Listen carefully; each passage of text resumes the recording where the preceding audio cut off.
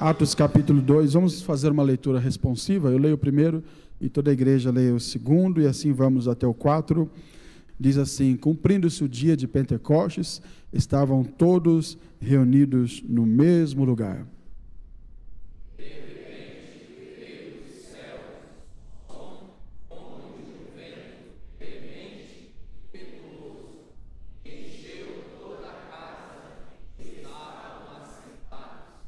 E foram vistas por eles línguas repartidas como que de fogo, as quais pousaram sobre cada um deles. Todos foram cheios do Espírito Santo e começaram a falar em outras línguas, conforme o Espírito Santo lhes concedia que falassem. Amém. Vamos orar mais uma vez. Nosso irmão evangelista Ari, orando com toda a igreja, por gentileza, para que Deus fale ao nosso coração. Glória a Deus, oremos ao Senhor. Senhor Deus Todo-Poderoso, Pai amado, Pai querido, eu te louvo, Pai, mais uma vez, meu Pai. Senhor da glória, que nesta noite, meu Pai, como o Senhor já tem falado da mesma forma do começo, continua falando, meu Pai. Usa o teu filho, meu Pai, na profundeza da tua palavra, meu Pai, para que nós possamos ser beneficiados, meu Pai, Senhor Deus, com os conhecimentos dos céus para a nossa vida e o elevo espiritual, meu Pai. Seja conosco para a glória do teu santo nome, em nome de Jesus. Amém. Podem assentar, irmãos. Atos capítulo 2, versos 1 a seguir, é o texto que nos fala sobre a descida do Espírito Santo, que foi uma promessa que o Senhor fez para o seu povo, que derramaria o Espírito Santo sobre toda a carne, e o Espírito Santo foi derramado. Este dia chegou, esta promessa se cumpriu, e está registrado em Atos capítulo 2. E nós, a partir deste texto, a partir deste acontecimento, nós somos então a igreja do Senhor Jesus, fundamentada também na doutrina pentecostal e na doutrina do Espírito Santo. E nós somos crentes em Jesus, crentes pentecostais. E por isso, vamos estudar alguns dias, começando hoje, sobre os fundamentos do pentecostalismo. Quais as bases do movimento pentecostal, quais os princípios, qual a origem desta doutrina tão importante, deste movimento tão importante, que não é apenas um movimento, mas é, sobretudo, uma doutrina bíblica, um princípio da palavra de Deus, uma promessa de Deus, cumprida em Atos capítulo 2 e exercida, desfrutada por todos nós ao longo da história da igreja até os dias atuais. Falar sobre os fundamentos do pentecostalismo é falar sobre as bases da nossa fé. Quando falamos de fundamento, falamos sobre base, aquilo que sustenta, aquilo que dá sustentabilidade, aquilo que dá força, aquilo que dá perenidade para algo que está em cima da base. Quando nós olhamos Mateus capítulo 7, versículo 24 e 25, se puder colocar na tela, um texto bem conhecido, quando Jesus fala sobre os dois fundamentos, e ele diz sobre a casa edificada na rocha. Ele diz assim: todo aquele, pois, que escutas essas minhas palavras e as pratica, assemelhá-lo-ei ao homem prudente que edificou a sua casa sobre a rocha. Verso 25: e desceu a chuva, e correram rios, e assopraram ventos, e combateram aquela casa, e não caiu, porque estava edificada sobre a rocha. Este texto fala sobre fundamento.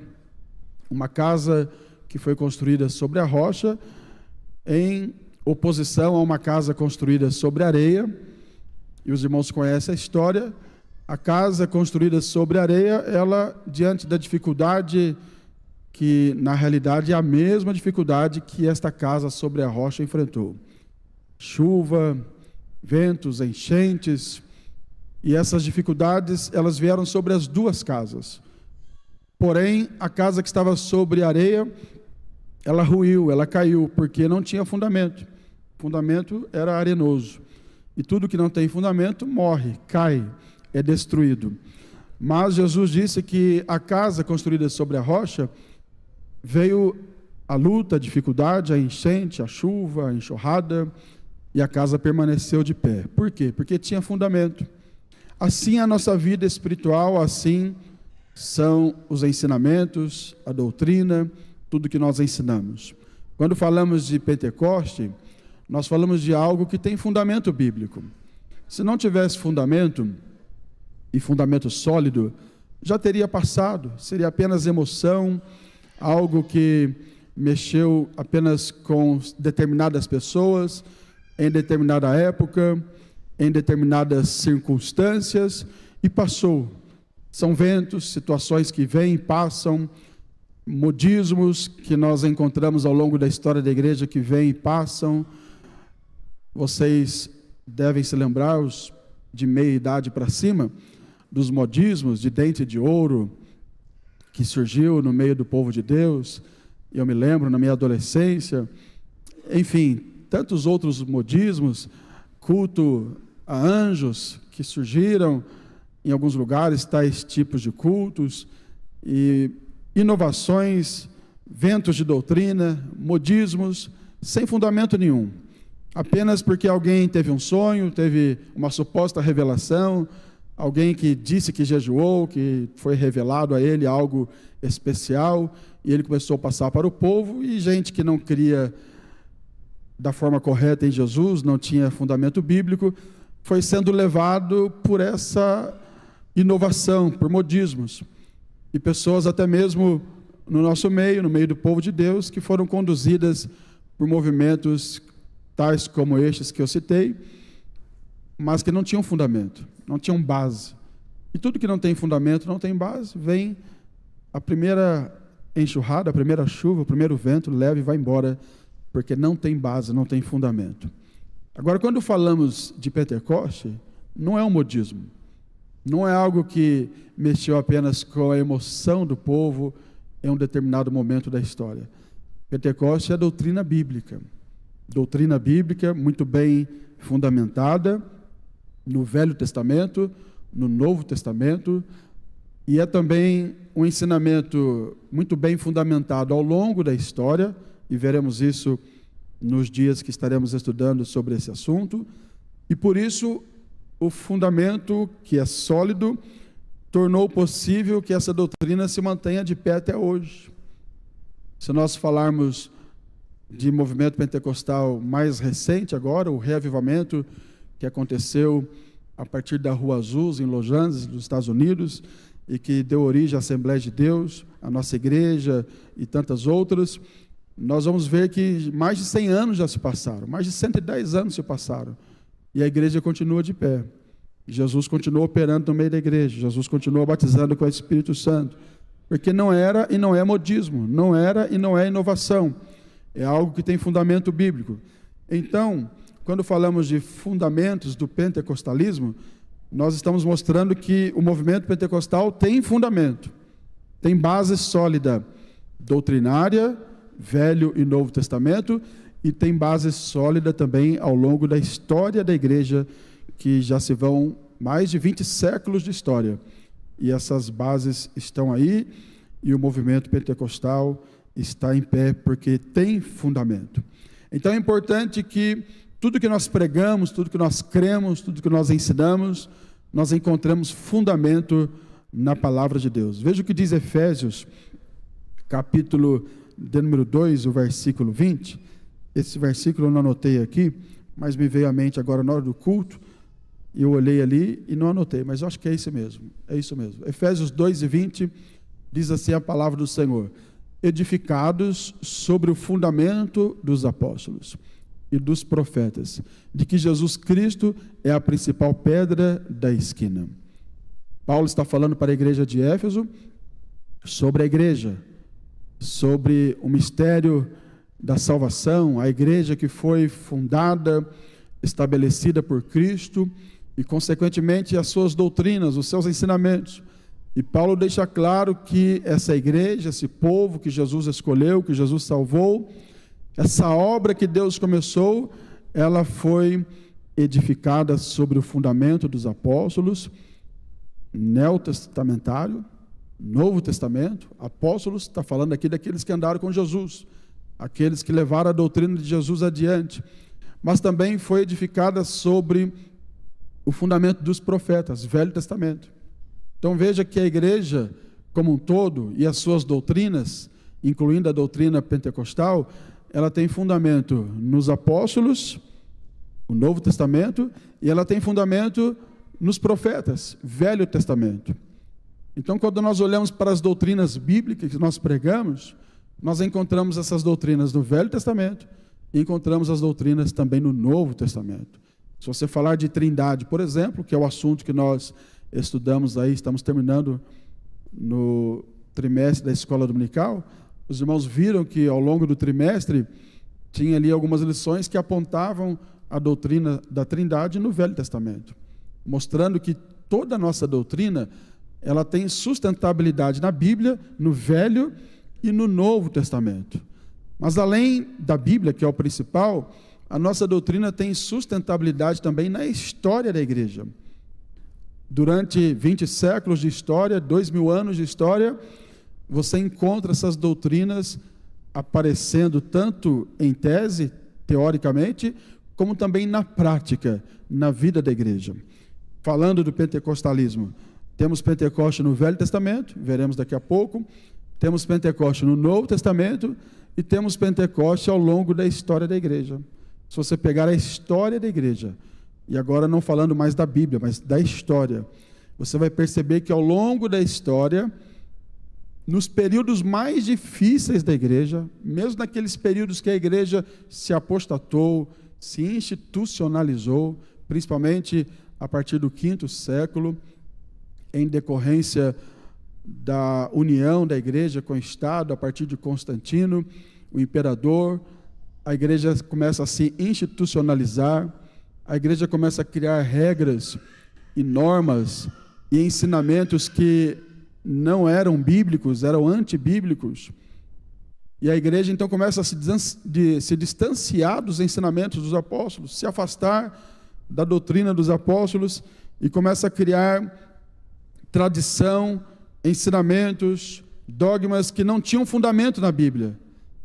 Então a igreja entra num período muito caótico, período negro, um período difícil da igreja a partir do V século, se estendendo até o século XIV, se não me falha a memória, quando acontece a Reforma Protestante e começa a resgatar alguns princípios da Bíblia.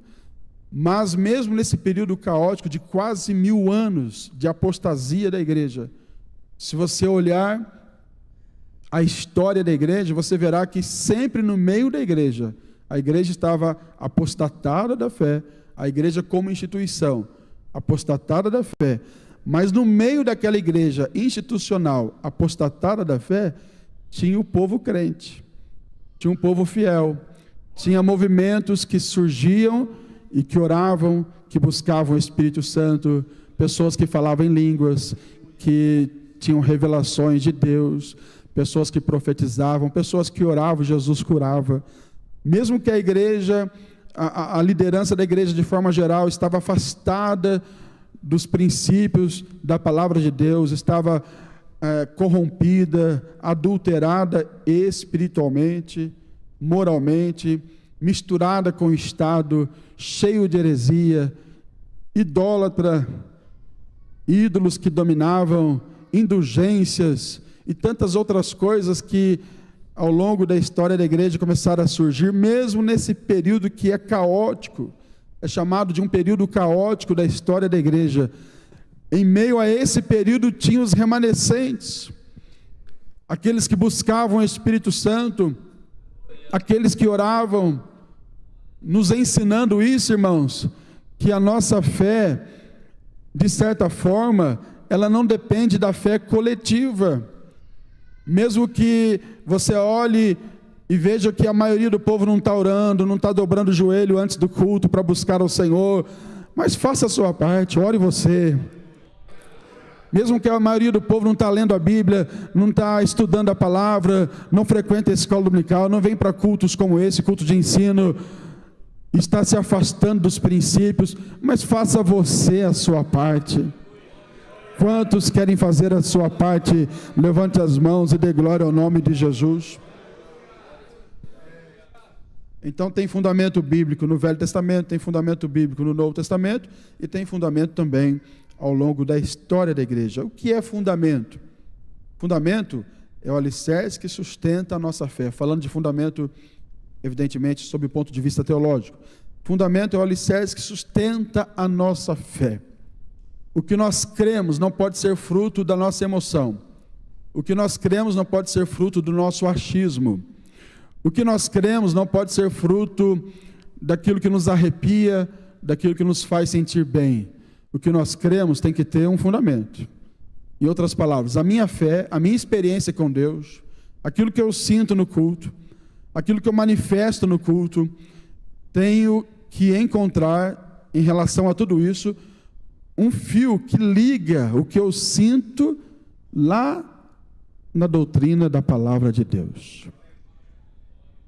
Se você não encontra esse fio, essa ligação, esse elo entre o que você sente, a sua experiência, aquilo que é sensorial, aquilo que você acha, que você arrepia, que você sente, que gera emoção, se você não encontra um fio, um elo que te conduz lá no alicerce, lá na palavra, então você deve descartar. O que nós sentimos aqui no culto, o que nós fazemos aqui no culto, a expressão da nossa fé, a expressão da nossa espiritualidade, a forma de cantar, a forma de orar, a forma de pregar, a forma de adorar a Deus, tudo isso tem que ter um elo lá com a Bíblia. Tem que ter um fundamento na Bíblia. Em outras palavras, o nosso culto não pode ser extra-bíblico, não pode ser antibíblico. Ele tem que encontrar uma base sólida na palavra de Deus. Pastor, mas eu fui num culto ali e estava pregando lá um irmão, uma irmã, e olha, foi tremendo. O povo chorou, o povo se emocionou, ok, até aí tudo bem, mas sempre faço uma pergunta: o que aconteceu lá está em consonância com a Bíblia? Tem fundamento na Bíblia? A expressão da fé daquele povo tem fundamento na Bíblia? Se tem, glória a Deus. Se não tem, é mero sentimento, e muitas vezes humano e outras vezes até diabólico. Agora, o que é de Deus precisa encontrar fundamento na Bíblia, porque Deus não se contradiz. O que Deus faz está na sua palavra. Vou repetir: o que Deus faz está na sua palavra. Deus não faz nada que não está na sua palavra. O que Ele faz está em consonância com a sua palavra. As obras do Espírito Santo estão em consonância com a palavra de Deus. É por isso que o crente deve amar a palavra de Deus. Quem ama a palavra de Deus? Então, o fundamento é o alicerce que sustenta a nossa fé. Sem ele, tudo desmorona. É simples de entender isso. Eu creio que eu já expliquei. Mas um último exemplo aqui. Imagina essa parede aqui onde estão encostados o grupo de louvor. Todos felizes, prestando atenção em mim. Imagina essa parede aqui, onde eles estão encostados. Imagina se ela não tem uma ligação lá com o fundamento, lá com o alicerce. O que vai acontecer, irmão Wagner? Vai cair. A hora que o grupo encostar na parede, vai cair, porque não tem uma ligação lá embaixo. Não tem alicerce. Então, o que sustenta a nossa fé é o alicerce, é o fundamento. E qual é o fundamento? Está na sua mão. Quem trouxe o fundamento? Quem ama o fundamento? Quem gosta de ler esse fundamento? Quem gosta de meditar nesse fundamento? Escondi a tua palavra no meu coração, para não pecar contra ti, disse o salmista. Então eu falei o que é fundamento. Mas o que é pentecostalismo? Pentecostalismo é a fé na atualidade do Espírito Santo e das suas obras, tais como o batismo com o Espírito Santo. Então, quando falamos pentecostalismo, qual é a tradução? Qual é o conceito disso, de forma bem objetiva e simples? É a fé no Espírito Santo e nas suas obras. E também no Espírito Santo, nas suas obras e na atualidade das suas obras. Porque alguns creem no Espírito Santo, mas não creem nas suas obras. Outros creem no Espírito Santo, creem nas suas obras, mas não creem na atualidade das suas obras. Porque eles dizem, as obras do Espírito Santo, tais como cura divina, revelação, profecia, batismo com o Espírito Santo, evidenciado pelo falar em línguas estranhas, essas obras, dizem eles, os irmãos cessacionistas, elas se restringiram ao período apostólico. Elas serviram tão somente para o período apostólico, não tem validade para os dias atuais. Mas isso não tem fundamento na palavra de Deus. Porque a palavra de Deus, por exemplo, quando fala do derramar do Espírito Santo, nesse texto que nós lemos de Atos capítulo 2, diz a Bíblia que de repente o povo ficou assustado. O que está acontecendo com esse povo? 9 horas da manhã, parece que estão embriagados, cheios de mosto. Pedro se coloca em pé, começa a pregar, e ele diz assim, olha, eles não estão embriagados a esta hora do dia. Isso que está acontecendo, vamos ler a Bíblia? Atos capítulo 2, a partir do versículo 14. Isso que está acontecendo é o que foi predito, é o que foi dito pelo profeta Joel, capítulo 2, versículo 16 agora. E ele diz assim no versículo 17, diz assim a palavra do Senhor, e nos últimos dias acontecerá, diz Deus, que do meu Espírito derramarei sobre toda a carne, e os vossos filhos e as vossas filhas profetizarão, os vossos jovens terão visões, e os vossos velhos sonharão sonhos. Verso 18, e também do meu Espírito derramarei sobre os meus servos e as minhas servas naqueles dias, e profetizarão. E olha o que diz o verso 19, e farei aparecer prodígios em cima no céu, e sinais embaixo da terra, sangue, fogo e vapor de fumaça. Verso de número 21, pulando um pouquinho, e acontecerá que todo aquele que invocar o nome do Senhor será salvo. Verso 22, varões israelitas, escutai essas palavras, a Jesus Nazareno, varão aprovado por Deus entre vós, com maravilhas, prodígios e sinais, que por Deus, por Ele fez no meio de vós, como vós mesmo bem sabeis. Agora vamos pular mais um pouquinho, veja o que diz o versículo de número 29 a seguir. Varões, irmãos, seja-me lícito dizer-vos livremente acerca do patriarca Davi. Ele morreu e foi sepultado, entre nós está hoje a sua sepultura. Agora pula mais um pouquinho, vamos lá para o verso de número 39, quando ele está discursando e pregando, ele diz assim, porque a promessa vos diz respeito a vós, a vossos filhos e a todos os que estão longe, a todos quanto Deus nosso Senhor chamar. Então aqueles que dizem que as obras, as ações do Espírito Santo são apenas para os dias apostólicos, o versículo 39 está dizendo, porque a promessa vos diz respeito a vós, aqueles que estavam ali em Jerusalém, aos filhos, a próxima geração, aos que estão longe, os gentios, outros povos, outras nações, e diz mais, e a todos ou a tantos quantos Deus, nosso Senhor, chamar. E essa promessa chegou até os dias atuais. Quem recebeu esta bênção, que a presença do Espírito Santo. Levante uma das suas mãos e dê glória e exalte ao nome do Senhor Jesus. Então, o pentecostalismo é a fé na atualidade do Espírito Santo, com o batismo, com dons espirituais, curas divinas e tantos outros milagres que acontecem por obra e operação do Espírito Santo. Fundamentos bíblicos, já citei um, Joel 2, 28 e 29. Abra sua Bíblia, embora eu já tenha citado, mas é bom nós lermos novamente. Joel capítulo 2, versículos 28 e 29. Veja, irmãos, que mais de 4 séculos antes de Cristo nascer, havia uma promessa, e a promessa é, e há de ser, diz Deus através do profeta Joel, que derramarei o meu Espírito sobre toda a carne. E aí ele começa a dizer aquilo que Pedro repetiu lá em Atos capítulo 2. Então nós temos aí uma promessa que é feita no Velho Testamento, do derramar do Espírito Santo, do movimento pentecostal. Lá no capítulo 2, verso 1 a 4, onde nós lemos, diz que todos que estavam ali no cenáculo foram cheios do Espírito Santo.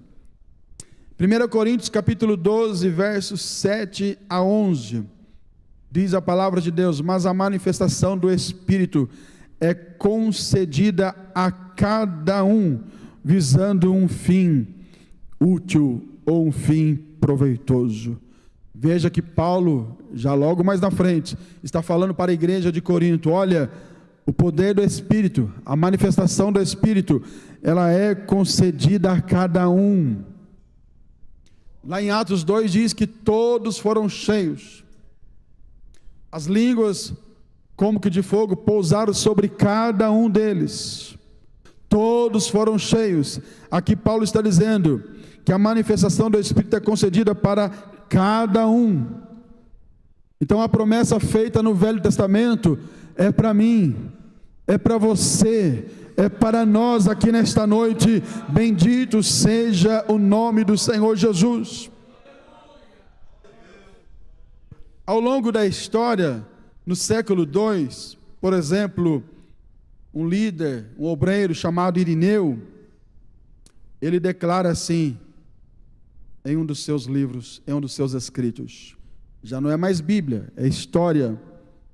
E este líder da igreja chamado Irineu, ele diz assim: nós ouvimos muitos irmãos, já tinha se passado mais de 200 anos, ele diz assim: nós ouvimos muitos irmãos profetizando e tendo visões, falando em línguas e operando curas e milagres. 200 anos já tinha caminhado na história, os apóstolos já tinham morrido, todos. Mas esse líder da igreja está testemunhando, 200 anos depois, que ele, os irmãos que ali estavam, que ele declara no plural, nós ouvimos muitos irmãos, não todos, porque tem gente que não crê, tem gente que não pega a bênção, tem gente que não recebe a promessa, mas ele diz, nós ouvimos muitos irmãos, e ele diz, profetizando, tendo visões, falando em línguas, trazendo cura. Caminhando um pouquinho mais na história, Tertuliano, outro líder da igreja no século III, 100 anos mais à frente, ele diz assim nos seus escritos: o Espírito Santo, no meio do povo, no meio do culto, é recebido. E os dons carismáticos, declarou ele, são percebidos e manifestos no meio do povo. 300 anos já tinha passado, já estava começando um período de muita heresia, de muita dificuldade, mas no meio do povo ainda tinha gente sendo usada pelo Espírito Santo. E esse Espírito Santo está aqui nesta noite. Quantos podem exaltar e glorificar o nome de Jesus? Já na idade medieval, a história conta, já pulando aí mais de 1000 anos na história, místicos medievais, franciscanos, homens que buscavam o poder do Espírito Santo, a igreja apostatada da fé, A igreja cheia de heresia, de forma geral, institucional. Mas homens como franciscanos, por exemplo, homens que viviam ali na idade medieval, eles buscavam uma comunhão direta com o Espírito Santo e faziam as suas reuniões de oração. E nas reuniões de oração que eles faziam, embora a igreja estivesse fria, embora a igreja institucional estivesse afastada da fé, mas no meio da igreja tinha um grupo que orava, e diz a história que eles buscavam a comunhão direta com o Espírito Santo, e Jesus agia curando, pessoas tinham revelações, pessoas tinham visões do céu, pessoas profetizavam, pessoas falavam em línguas estranhas. Ah, pastor, a gente está vivendo dias muito difíceis. É culto de ensino, quem veio aprender, diga amém. Dias muito difíceis. O pessoal não quer nem dobrar o joelho para orar, não chega nem para oração no culto. O pessoal não quer buscar o Espírito Santo, o pessoal não quer orar e buscar o batismo com o Espírito Santo. Escute, não vá com o pessoal que não quer. Você, sua família, o seu departamento. Imagina os irmãos, eu estou aqui fazendo uma aplicação da história e trazendo para a nossa realidade. Você pode dizer assim, mas o povo de modo geral está meio apático, meio frio. Mas imagina os irmãos, se um grupo na igreja, por exemplo, o grupo de louvor, antes de ensaiar, fala assim, nós vamos tirar 15 minutos de oração buscando o Espírito Santo. Jesus pode mudar a história do povo por causa do grupo de louvor. Imagina o grupo de diácono faz uma reunião para tratar alguns assuntos administrativos, mas o líder do diácono fala assim, antes dos assuntos, vamos dobrar o joelho e vamos buscar o Espírito Santo por 30 minutos. Imagine o círculo de oração, antes do ensaio, as irmãs falam assim, antes de cantar, antes de ensaiar, nós vamos dobrar o joelho e buscar o Espírito Santo durante 30 minutos. Imagina o grupo de crianças, adolescentes, jovens, melhor idade, coral, orquestra, antes do ensaio falar assim, olha, nós vamos dobrar os joelhos e vamos aqui tirar 30 minutos de oração e buscar o Espírito Santo. Não pense vocês que o movimento protestante foi algo que aconteceu assim de forma automática, não. Foi ao longo da história, homens como estes, como Irineu declara, como Tertuliano declara, como os homens medievais franciscanos, homens que oravam, que buscavam a Deus, homens do movimento de santidade do século XIX mais perto de nós. Esse movimento de santidade, eles eram um grupo que se reunia para buscar o Espírito Santo, buscar o batismo, ter uma vida separada do mundo, uma vida longe das vaidades do mundo, uma vida longe do pecado, e se santificaram e começaram a orar, a buscar. E lá na idade medieval, esses grupos que oravam, que são muitos, eu citei alguns aqui, mas são muitos, leia a história depois. Esses grupos que oraram, eles geraram no mundo espiritual algo maravilhoso, porque aí Deus levanta homens como Martinho Lutero. E por que Martinho Lutero foi levantado para promover a reforma protestante? Porque ao longo da história tinha grupos que oravam, e de repente Deus mandou um despertamento. Já no século XIX tinha grupos que oravam, como o movimento de santidade que eu acabei de citar, e eles oravam, buscavam o Espírito Santo. A história conta de homens, de pessoas que iam até para as cavernas orar, para Deus mandar um avivamento, mandar um despertamento. De repente, em 1906, na Rua Azusa, nos Estados Unidos da América, em Los Angeles, surge um grande avivamento.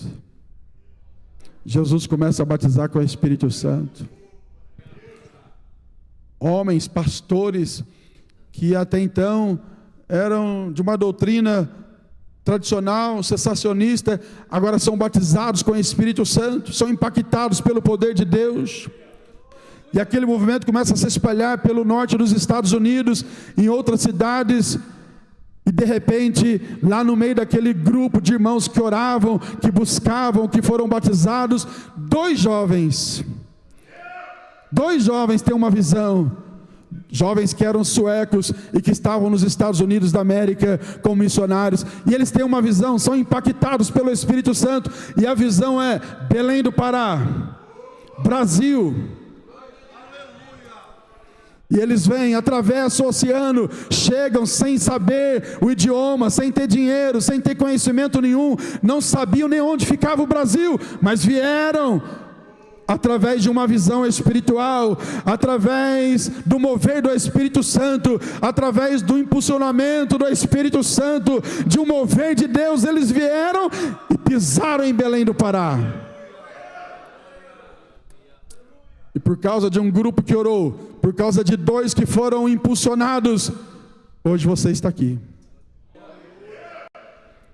Hoje somos mais de 20 milhões de assembleanos do Brasil, mais de 60 milhões de assembleanos no mundo, e mais de 800 milhões de pentecostais no mundo. Você pode levantar a sua mão e dar um brado de glória ao nome de Jesus? Hoje é apenas a introdução, é para os irmãos entenderem que o pentecostalismo tem uma base, tem um fundamento na Bíblia, um fundamento na história, e eu digo para os irmãos, Jesus não mudou. Jesus pode avivar a igreja hoje, Jesus pode te renovar hoje, Jesus pode batizar com o Espírito Santo hoje, se um crente começar a orar e falar, Jesus, reaviva a tua obra, Jesus, renova a tua igreja. Jesus pode e quer renovar a tua igreja. Quem pode crer nisso, levante as 2 mãos e dê um brado de glória ao nome do Senhor Jesus. Quem deseja essa renovação espiritual, quem deseja viver o movimento do Pentecoste, assim como a Bíblia nos ensina, adore, glorifique, exalte o nome do Senhor Jesus.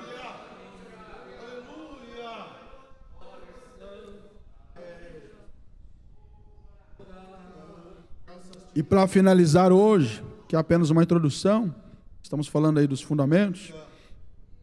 Por que Pentecoste? Por que essa palavra? Primeira coisa que a gente precisa entender é que a palavra Pentecoste significa 50. 50. E por que 50? E por que 50? Aí você tem que ir lá para o Velho Testamento. Abra sua Bíblia. Levítico, capítulo 23. Em Israel haviam 7 festas anuais. 3 principais: Páscoa, a festa das cabanas e a festa das colheitas, ou das semanas, ou de Pentecoste. E para você entender por que Pentecoste, você precisa ler Levítico 23. Versículo 15, a seguir diz assim: Depois para vós contareis desde o dia seguinte ao sábado, desde o dia em que trouxerdes o molho da oferta movida, 7 semanas inteiras serão. Verso 16. Até o seguinte, ou até o dia seguinte, ao 7º sábado, contareis 50 dias. Então oferecereis nova oferta de manjares ao Senhor. A leitura segue falando sobre a festa das colheitas, ou a festa das semanas, ou Shavuot, que é no hebraico semanas, ou festa de Pentecoste, que tem a ver com 50. Havia a festa da Páscoa, inclusive estamos na semana da Páscoa, né? Então, sexta-feira, o dia da Páscoa, e a festa da Páscoa para o judeu é a festa que dá início à libertação do povo judeu da escravidão lá do Egito. Êxodo capítulo 12. Ali o povo de Israel, as famílias, matam um cordeiro e celebram a Páscoa. Este episódio, este evento, essa festa, ela tem a sua ressignificação no Novo Testamento. Ela aponta para o Novo Testamento, porque na Páscoa, no Velho Testamento, o povo é liberto do Egito.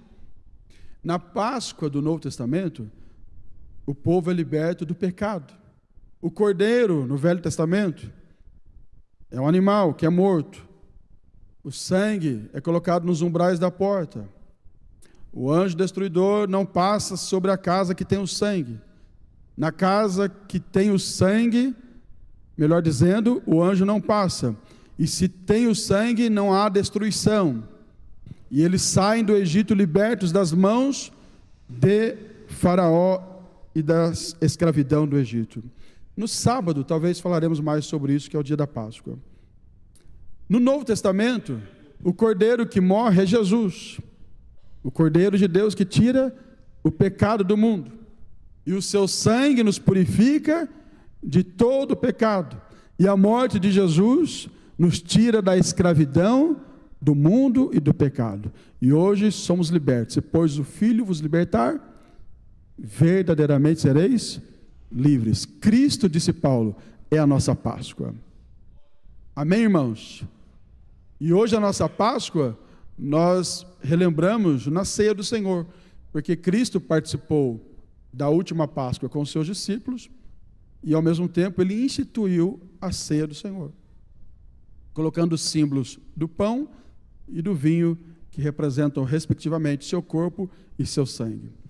Mas além da Páscoa, que acontecia na sexta-feira, que morria o cordeiro, lá no Velho Testamento, no Novo Testamento, Jesus morre para a nossa libertação. Quem entendeu, diga amém. Além da Páscoa, aí no dia seguinte, no sábado, a festa dos pães asmos, que é o pão sem fermento. Isso fala da santificação, da purificação. E este pão sem fermento também, no Novo Testamento, Paulo fala para a igreja de Corinto, é Cristo. Cristo é a nossa purificação, Cristo é a nossa santificação. Então a Páscoa aponta para a nossa libertação, para o perdão, para a nossa remissão.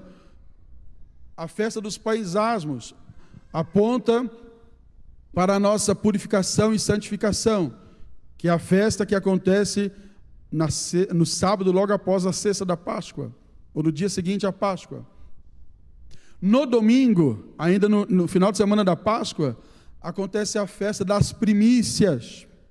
Aí Paulo fala também sobre a festa das primícias. Lá em Israel, é o povo apresentando os primeiros frutos, a colheita da terra. No Novo Testamento, quem é a nossa primícia? É Cristo. Paulo diz, ele é as primícias dos que dormem. Isso fala da ressurreição.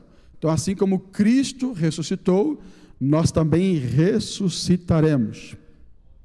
Mas também na festa das primícias, que é o domingo, já inicia a festa das colheitas, das semanas e, consequentemente, a festa do Pentecoste. Então veja que as festas, Páscoa, pães asmos, colheita e Pentecoste, semanas, elas acontecem concomitantemente. Está acontecendo a Páscoa, mas está acontecendo também a festa dos pães asmos, está iniciando a festa de Pentecoste com a festa das primícias no domingo. Então, domingo após a Páscoa, inicia a festa de Pentecoste, ou a festa das colheitas, ou a festa das semanas. Aí se contavam 50 dias. 50 dias a partir deste dia, conforme lemos aí no texto de Levítico 23, a partir do versículo 15. E no final desse período de 50 dias, ou 7 semanas, 7 sábados, no último dia, 50 dias, então havia a conclusão da festa de Pentecoste, onde o povo ia para o templo, para Jerusalém, e ali oferecia sacrifício ao Senhor, e agradecia a Deus pela colheita que eles tiveram. Mas durante esse período, do primeiro dia até o 50º dia, o que acontecia? O povo então ia colhendo os frutos. Cada um na sua roça, cada um no seu sítio, na sua fazenda, colhendo os frutos, celebrando. Imagine ali o sítio do José, do Antônio, da Maria, do Valmir, do Paulo, e eles colhendo os frutos, quem sabe ali reunindo em família, agradecendo a Deus pela colheita, fazendo os seus festejos, adorando ao Senhor pela colheita, porque a festa da colheita, das semanas do Pentecoste, fala também da nossa unidade, fala também da nossa gratidão a Deus, fala também de celebração pela colheita do próximo, porque o Antônio colhia, mas ele viu José do lado colhendo, e ele agradecia a Deus pela colheita dele, mas ele ia lá agradecer a Deus também pela colheita do José. Você consegue agradecer a Deus pela bênção do seu irmão? Você consegue agradecer a Deus por aquilo que Deus tem feito na vida do seu irmão? E eles passavam 7 semanas ali louvando a Deus, colhendo, todos alegres, felizes. E no último dia, o 50º dia, iam para Jerusalém e fechar a festa. Terminar aquele período de 50 dias. Só que lá no Novo Testamento, Jesus tinha dito assim: olha, vocês, depois que ele ressuscitou, vão para Jerusalém e fiquem lá. Lucas 24, me parece que o 49. Ficai, pois, em Jerusalém, até que do alto sejais revestidos de poder. Jesus ressuscitou, morre na sexta, no domingo ressuscita. Ao ressuscitar, ele é a primícia dos que dormem. Começa a contar então o primeiro dia, e Jesus, depois de 50 dias, ele agora resolve concluir a festa de Pentecoste, que era uma festa judaica, inaugurando uma festa cristã. E como ele conclui a festa de Pentecoste judaica, inaugurando uma festa cristã? Ele ressuscitou no domingo, conta 50 dias, os discípulos estão reunidos em Jerusalém, orando, aguardando. Atos capítulo 1 mostra isso, eles orando, aguardando, porque Jesus havia dito: fiquem em Jerusalém, não saiam de lá, até que do alto sejais revestidos de poder. E eles estão ali orando, inicialmente quase 500 irmãos, alguns vão desistindo, e ficam ali quase 120 irmãos, quase 120 que confia na palavra de Jesus, que espera a promessa. Muitos desistiram, mas quase 120, a Bíblia fala quase 120, pode ser 119, pode ser 118, não sei, mas vamos arredondar, 120, estava lá, orando, buscando. Quem sabe um olhava para o outro e dizia: mas o Antônio já foi embora, já desistiu, a irmã Maria também desistiu, a irmã Joana também foi embora, a irmã Antonieta também foi embora, não aguentou esperar. Mas quem sabe um olhava para o outro e dizia: vamos esperar, Jesus falou que vai acontecer alguma coisa. Diga para o seu vizinho aí: se Jesus falou, pode esperar que vai acontecer. Jesus falou: fique em Jerusalém, fique esperando em Jerusalém. Ele havia ressuscitado, passou o primeiro dia, segundo, 10º, 20º, 30º, 40º, e quando chega no 50º, que encerra o período da festa das semanas, 7 semanas, que encerra o período da festa das colheitas, 50º, aí todo o povo está em Jerusalém. Aproximadamente 13 nações estão ali, vários idiomas, várias culturas estão reunidos em Jerusalém. Aí nesse dia, Jesus fala: agora que eu vou cumprir a promessa. É hoje que eu vou cumprir a promessa. É exatamente nesse dia que acontece Atos capítulo 2, no 50º dia, o dia de Pentecoste. E de repente, cumprindo-se o dia de Pentecoste, terminou o período, 50 dias, cumprindo-se o dia de Pentecoste. Atos 2:1, coloca na tela. Cumprindo-se o dia de Pentecoste. Está terminando a festa, está no último dia. Estavam todos reunidos no mesmo lugar. E de repente, versículo 2, prega comigo, irmão. Veio do céu um som, como de um vento veemente, impetuoso, encheu toda a casa em que estavam assentados. Verso 3, e foram vistas por eles línguas repartidas como que de fogo, as quais pousaram sobre cada um deles. Verso 4, e todos foram cheios do Espírito Santo, e começaram a falar em outras línguas, conforme o Espírito Santo lhes concedia que falasse. Então essa é a festa de Pentecoste da igreja. A festa de Pentecoste de Israel, colheita, frutos da terra, 7 semanas colhendo, até o 50º dia, A festa de Pentecoste da igreja, qual é? Colheita, não mais de frutos da terra. Porque depois que o Espírito Santo desce, Pedro se coloca em pé e começa a pregar. E não precisou nem fazer apelo. As pessoas estavam ouvindo, e a Bíblia diz que eles compungiam em seus corações. Eles eram incomodados e começaram a dizer: o que a gente tem que fazer para conhecer isso que você está falando? O que a gente precisa fazer para ser salvo? Qual é a nossa atitude? Aí Pedro fala assim: arrependam, creiam no Senhor Jesus e serão batizados. E eles se arrependem, eles creem no Senhor Jesus. E naquele dia há uma grande colheita, quase 3.000 almas. Os primeiros frutos começam a ser colhidos.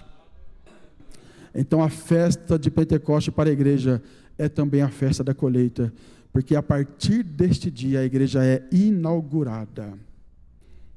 E Jesus começa então, através da igreja e da obra do Espírito Santo, colher os frutos. E alguns desses frutos estão aqui hoje. E eu estou olhando para eles. Você faz parte dessa colheita. Se coloque em pé em nome do Senhor Jesus. Você faz parte dessa grande colheita. 2.000 anos de história e a colheita continua. 2.000 anos de história e o Pentecoste continua. 2.000 anos de história e Jesus continua colhendo frutos. E por que precisava do Espírito Santo? Porque Jesus havia dito: olha, é Ele, o Espírito Santo, que convence o homem do pecado, da justiça e do juízo. Em outras palavras, não há colheita de almas sem o Espírito Santo. Em outras palavras, não há salvação de almas sem o Espírito Santo. Em outras palavras, não há conversão de vidas sem o Espírito Santo. Quem quer viver na plenitude do Espírito Santo? Quem quer viver na plenitude pentecostal? Quem deseja mais do Espírito Santo, levante as suas 2 mãos para o alto e diga: eu preciso desse Espírito. Eu necessito dessa graça.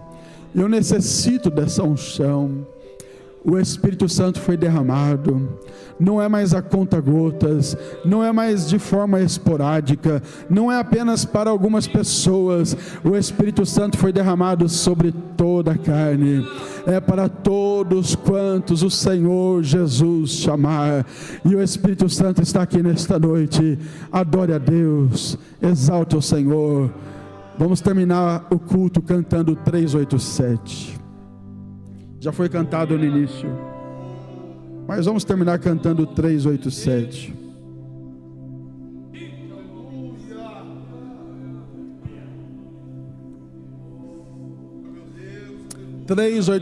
Da harpa cristã. Quem deseja esse Espírito? Hoje, apenas uma introdução. Teremos muito a falar sobre esse assunto. Não falte nas próximas quartas-feiras. Derrama sobre nós o teu Espírito, como fizeste em Jerusalém. A tua lei manda o mesmo fogo, indispensável para nós também. A tua graça